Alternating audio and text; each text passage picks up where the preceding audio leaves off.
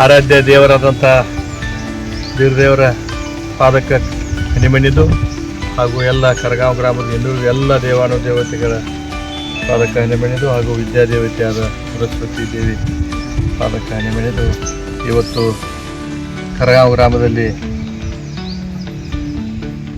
Primary ಶಾಲೆಯ ಪ್ರಾಥಮಿಕ ಶಾಲೆಯ 18 ಲಕ್ಷ ರೂಪಾಯಿ ವಿಶೇಷ ಅನುದಾನದಲ್ಲಿ ಕಟ್ಟಡದ ಭೂಮಿ ಪೂಜಾ ಕಾರ್ಯಕ್ರಮ.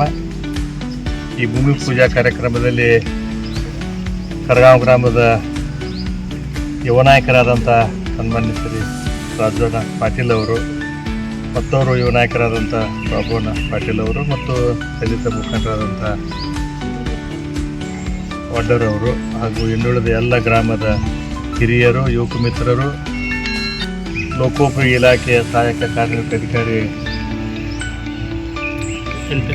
ಗಂಟೆಂತಿನವರು ಮತ್ತು ಕಾಕೋಳವರು ಹಾಗೂ ಪತ್ರಿಕಾ ಮಾಧ್ಯಮದ ಮಿತ್ರರು ಎಲ್ಲ ಯುವಕ ಮಿತ್ರರು ಕೂಡ್ಕೊಂಡ ಇದನ್ನು ಭೂಮಿ ಪೂಜೆಯನ್ನು ಇವತ್ತು ನಾವು ಎಲ್ಲರೂ ಕೂಡ್ಕೊಂಡು ನೆರವೇರಿಸಿದೆವು. ಅದಕ್ಕೆ ಗ್ರಾಮದ ಹಿರಿಯರಲ್ಲಿ, ಗುರುಗಳಲ್ಲಿ ನನ್ನ ಕಳಕಳಿ ವಿನಂತಿ, ತಾವು ಸಹಕಾರ ಕೊಟ್ಟ ಒಳ್ಳೆಯ ಗುಣಮಟ್ಟದ ಈ ಕಟ್ಟಡವನ್ನು ಕಟ್ಟಿಸಿ ಇಲ್ಲಿ ಮಕ್ಕಳ ಸಂಖ್ಯೆ ಹೆಚ್ಚಿರುವುದರಿಂದ ವಿಶೇಷ ಇಲ್ಲಿ ಕಟ್ಟಡವನ್ನು ಮತ್ತೆ ಮಂಜೂರು ಮಾಡ್ಕೊಂಡು ಬಂದಿದ್ದೀನಿ.